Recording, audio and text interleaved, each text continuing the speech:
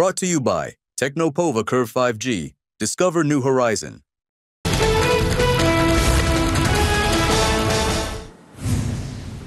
सुधाकर बडगुजर यांची ठाकरेंच्या शिवसेनेतून हकालपट्टी, पक्षविरोधी वक्तव्य केल्यानं कारवाई. सुधाकर बडगुजर यांनी जाहीररित्या नाराजी बोलून दाखवली होती. नाराजी व्यक्त करण्याची शिक्षा हकालपट्टी असेल तर मान्य आहे. पक्षातून हकालपट्टी केल्यानंतर सुधाकर बडगुजर यांची प्रतिक्रिया. सुधाकर बडगुजर म्हणजे नाशिकची शिवसेना नव्हे. एखाद्या व्यक्तीनं नाराजी व्यक्त केली म्हणजे फाटाफूट नाही. अहंकार निर्माण झाल्यावर अधपतनाला सुरुवात होते. सुधाकर बडगुजर यांच्या नाराजीवर राऊतांची प्रतिक्रिया.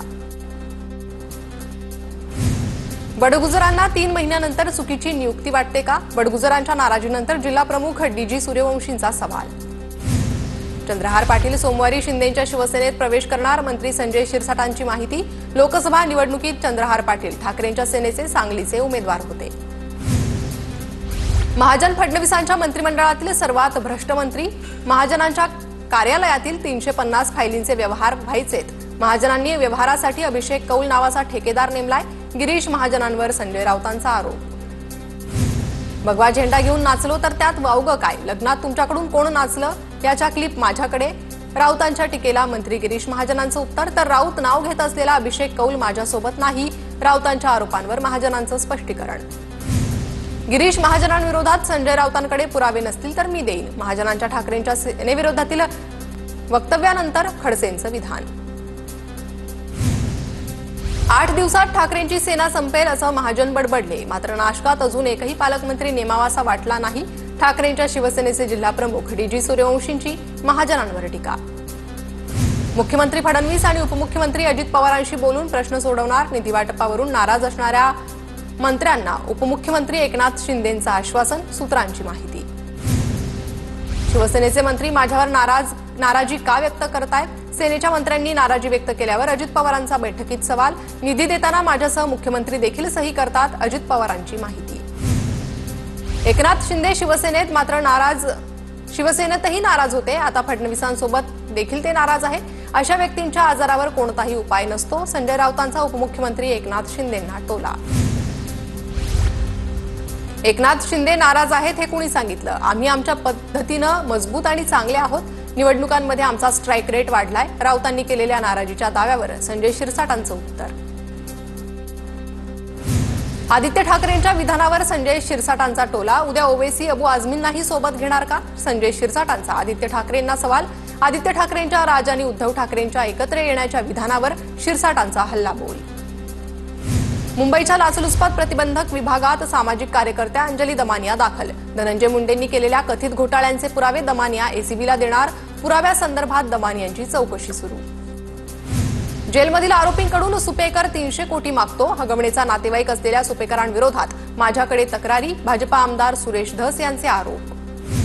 सुरेश धसांचे आरोप निरर्थक. सुपेकरांचं TV9 मराठीला स्पष्टीकरण. कुठल्या कैद्याकडे अशा पद्धतीनं कोणी मागणी करतं का? जालिंदर सुपेकरांचा सवाल. हगवणे जेसीबी प्रकरणात आता इंडसइंड बँक चौकशीच्या फेऱ्यात. म्हाळुंगे पोलिसांकडून लीगल डिपार्टमेंटला आज चौकशीसाठी हजर राहण्याचे आदेश. जेसीबी कोणी जप्त केला? शशांकने ताबा कसा घेतला? याची चौकशी होणार. वाल्मिक कराडला मकोकाच्या केसमधून बाहेर काढण्याचे सध्या प्रयत्न सुरू आहेत. अंजली दमानी यांचे गंभीर आरोप. वाल्मिक कराडची चल अचल संपत्ती जप्त करा. राज्य सरकारची न्यायालयात भूमिका. सुनावणी दरम्यान सरकारकडून न्यायालयात अर्ज सादर. देशमुख हत्या प्रकरणात कराडवर आरोप निश्चित करावेत असाही अर्ज.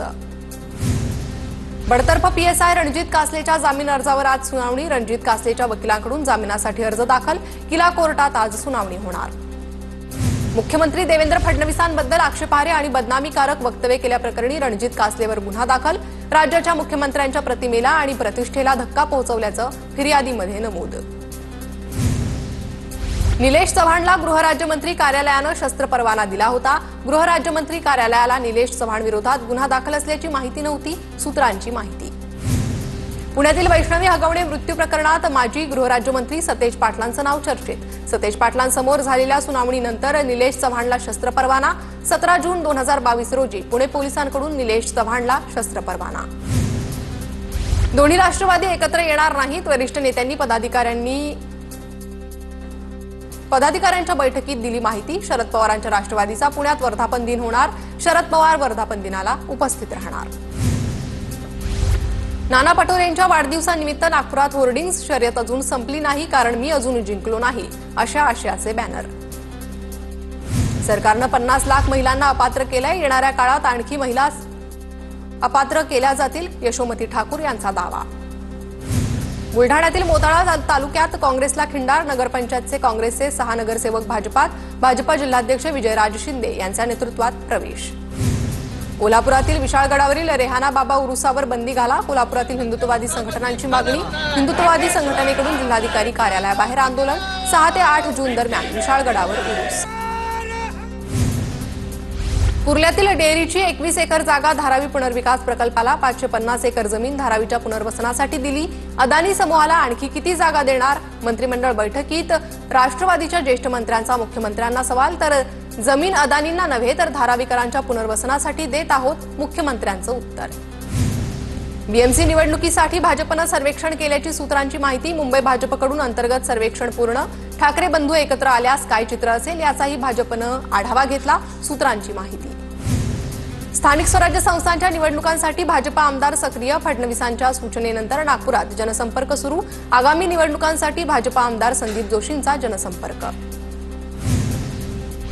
मुंबई भाजप मोठा भाऊ तर शिवसेना लहान भाऊ असणार आणि ठाण्यात शिवसेना मोठा तर भाजप लहान भाऊ असणार, सूत्रांची माहिती।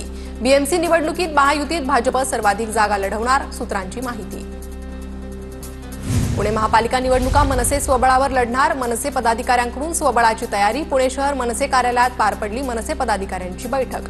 पुढील आठवड्यात राज ठाकरेंकडे बैठकीतील अहवाल सादर करणार। नागपूर मनपा निवडणुकीसाठी प्रभाग रचना बदलण्याची शक्यता। ओबीसी आरक्षणामुळे निवडणूक लांबल्यानं आता दुसऱ्यांदा प्रभाग रचना केली जाणार असल्याची माहिती।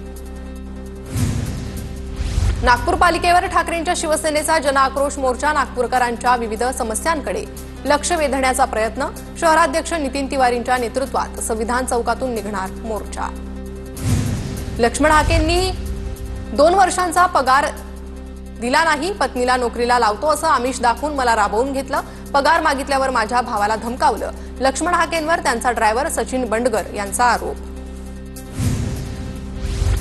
धार्मिक विधींसाठी धनंजय मुंडे नाशिकच्या रामकुंडावर। काही दिवसांपूर्वी धनंजय मुंडे यांनी इगतपुरीत केली होती विपश्यना। आज देखील धनंजय मुंडे धार्मिक कार्यक्रमासाठी नाशिकमध्ये। जन्म प्रमाणपत्र घोटाळ्याबाबत मंत्रालयात बैठक। आज दुपारी 2 वाजता मंत्रालयात महत्त्वाची बैठक। बैठकीला आरोग्यमंत्री प्रकाश आंबेडकर उपस्थित राहणार। छत्रपती संभाजीनगरचे उद्योजक संतोष लड्डांच्या घरावरील दरोड्यातील काही सोनं आरोपींनी नांदेडमध्ये ठेवल्याची माहिती। नांदेड आणि अंबाजोगाईत पोलिसांची 2 पथकं रवाना। एटीएसने पडघा बोरिवली परिसरात केलेल्या छापेमारीचं प्रकरण। साकीबचं कुटुंब युवकांना देशविघातक कृत्यांच्या प्रवाहात आणत होतं। पडघा बोरिवली गावात स्वतंत्र राष्ट्र बनवण्याच्या हालचाली होत्या अशी माहिती। शेतकरी आणि दिव्यांग बांधवांसाठी बच्चू कडू आमरण उपोषण करणार। बच्चू कडू 8 जूनपासून आमरण उपोषणाला बसणार। अमरावतीच्या गुरुकुंज मोझरी येथे कार्यकर्त्यांसह उपोषणाला बसणार। छत्रपती संभाजीनगरमध्ये छावा महाराष्ट्र सेनेच्या पदाधिकाऱ्यांचं तहसील कार्यालयासमोर आंदोलन। कृषी मंत्री माणिकराव कोकाटेंच्या प्रतिमेला ढेकळं मारू आंदोलन। कोरोनाच्या पार्श्वभूमीवर नांदेडमध्ये आरोग्य विभाग अलर्ट मोडवर। आरोग्य विभागाकडून नांदेड जिल्ह्यात 1600 बेड आरक्षित। डॉक्टर निळकंठ भोसीकर यांची माहिती। महाराष्ट्रासह देशभरात कोरोना रुग्णांच्या संख्येत वाढ। समृद्धी महामार्गाच्या शेवटच्या टप्प्याचं उद्या उद्घाटन होणार। 76 किलोमीटरचा शेवटचा भाग असून वाहतुकीसाठी उद्यापासून खुला करणार। 701 किलोमीटरचा एक्सप्रेसवे पूर्णपणे तयार। एमएसआरडीसी व्यवस्थापकीय संचालक अनिल कुमार गायकवाडांची माहिती। जिल्हा परिषद शाळेत प्रवेश घेतल्यास घरपट्टी आणि पाणीपट्टी माफ। अहिल्यानगर जिल्ह्यातील गणोरे ग्रामपंचायतीचा निर्णय। मराठी शाळेतील विद्यार्थ्यांचा टक्का वाढवण्यासाठी ग्रामपंचायतचा निर्णय। मुंबईतील कांदिवली बोरिवली मालाड परिसरात पावसाची हजेरी। मुसळधार पावसानंतर रिमझिम पाऊस सुरू। ठाण्यात रात्रीपासून पावसाची हजेरी। ठाणे परिसरात ढगाळ वातावरण असल्यामुळे मुसळधार पावसाची शक्यता। मान्सूनपूर्व पावसाच्या भरवशावर शेतकऱ्यांनी खरीपाची पेरणी करू नये। हिंगोली जिल्हा कृषी अधीक्षक राजेंद्र कदम यांचं आवाहन। मुंबई गोवा महामार्गावरील परशुराम घाटातील गॅबियन वॉल घसरायला सुरुवात। घाटाचे संरक्षण ढासळल्यामुळे धोका निर्माण।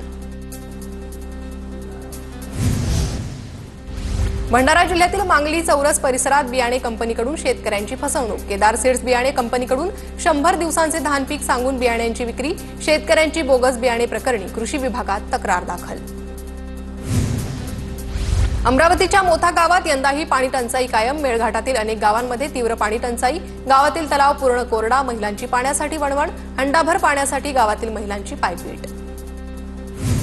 राष्ट्रसंत तुकडोजी महाराज नागपूर विद्यापीठात 90 पेक्षा अधिक कंत्राटी प्राध्यापकांची पदं भरण्यास मंजुरी. विद्यापीठाच्या व्यवस्थापन परिषदेकडून पदं भरण्यास परवानगी. तासिका तत्वावर कंत्राटी प्राध्यापकांची नियुक्ती. नागपूर विद्यापीठात 35हून अधिक विभाग आणि 3 महाविद्यालयांचा समावेश. ताडोबा प्रकल्पाला जोडणाऱ्या चंद्रपूर ते मोहर्ली मार्गावर पर्यटकांची हुल्लडबाजी. वाघाला पाहण्यासाठी रस्त्यावर वाहनं उभी करून गोंधळ. वनविभागाच्या कारवाईनंतर मंत्र्यांचं नाव घेत अधिकाऱ्यांशी हुज्जत. बुलढाण्यातील नांदुरा ते जळगाव जामोद रस्त्यावरील रेल्वे उड्डाणपुलाचं काम दृष्टीपथात. नांदुरा जळगाव जामोद उड्डाणपुलाची निविदा प्रकाशित. संभाजीनगरचे लाचखोर निवासी जिल्हाधिकारी विनोद खिरोळकरांच्या कार्यकाळातील शासकीय जमिनींशी संबंधित प्रकरणांची आजपासून चौकशी सुरू.